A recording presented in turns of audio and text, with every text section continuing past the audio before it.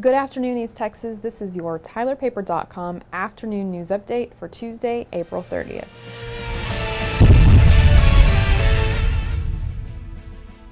The mayor of West, which was devastated by a deadly fertilizer plant explosion earlier this month, says he expects the community to rebuild and says he'll do the same. Now, Mayor Tommy Mushka said today that the community is strong, resilient, and, quote, it will come back.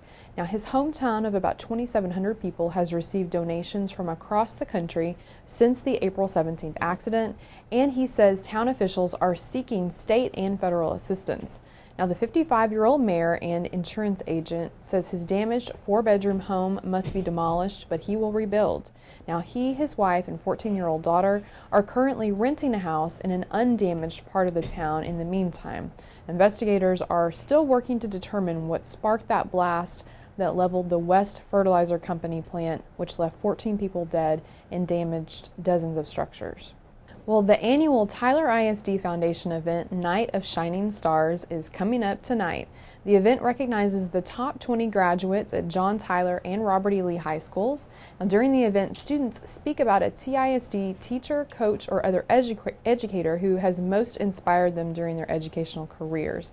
Now, this year's theme is Hollywood Stars, with several short videos about memorable movie quotes, music, and motivational speeches to be played at the beginning of the event, which kicks off at 7 p.m. at Caldwell Auditorium.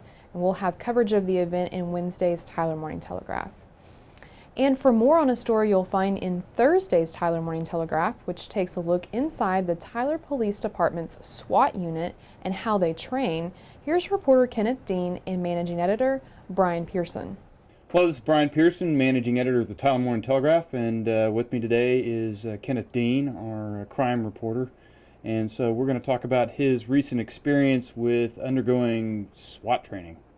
That's correct. The Tyler Police Department allowed myself, our photojournalist Sarah Miller, and our video production guy Richard Hall to see the behind the scenes of what they do in SWAT training here in Tyler. We got to see various aspects of what they do and how they approach a hostage situation, and we actually got to join in on the training. Okay. When you were training, did the hostage survive, or? The hostage did survive in Okay. my deal. Yeah, the hostage was actually Richard's son. Okay, so where do you start in regard to this? And I mean, do they just give you a gun and they start shooting at things, or how does that work? Right. Well, we spent several days with the SWAT team. The very first thing that we did is they had me actually do their physical requirements that they have to do. I had to lift. I had to do the sit-ups, the push-ups, the run. And so then after you've undergone the physical testing, then what happens? Well, then we went to the firing range where they had me actually qualify with a handgun and with an AR-15.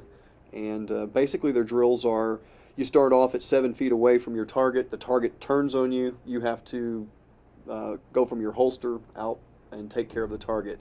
So what were the drills like?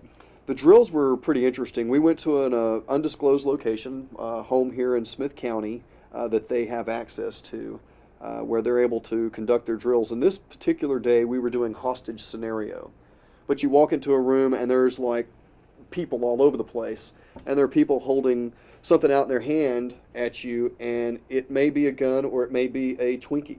And you have to decide very quickly if that person's a threat or not. Mm-hmm. And they have it kind of confusing because they'll have somebody with their arm around somebody's neck, and then they got a Twinkie to their head. Mm-hmm. So the whole thing is, as you're going in there very fast, you have to decipher what is a threat and what is not a threat. Mm-hmm. And so what did you do? Well, actually, I shot a cop. But like I said, you're walking in the heat of all of this, and cops get criticized often for missing their targets. But it's not as easy as what everybody thinks. When you walk into a situation and there's multiple people and there's people holding Twinkies and cell phones in their hand, it's kind of hard in a split second to decipher if that person's going to be shooting at you or if they're okay. Okay, so look for the story and the stories and the video, and that's going to be coming out Thursday, so check it out.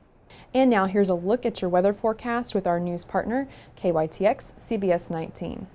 Good afternoon. As we go through the afternoon, we're going to see a chance for a few showers and thunderstorms in deep East Texas around Sam Rayburn, Toledo Bend area, St. Augustine and Hemphill.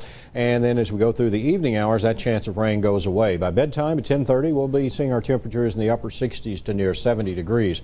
Overnight, clouds will start to move back in. And by 8 o'clock in the morning as you get to work, should have pretty good overcast temperatures there in the mid-60s. Going up through the noon hour and into the early part of the afternoon, a few breaks in the clouds, temperatures upper 70s to the low 80s. Now we go 67 degrees at 8 o'clock Wednesday morning, 76 by noon, 82 at 5 in the afternoon, and we'll put in that 20% chance of showers and thunderstorms as well. Looking ahead on your 7-day planner, 62 degrees Thursday morning and only 64 for the highs. We'll have a turn to northerly winds. There's also a better chance for showers and thunderstorms Thursday into Thursday night, and those winds will be pretty strong out of the north up to 25. Thanks so much for watching, and check back throughout the day for breaking news updates on tylerpaper.com.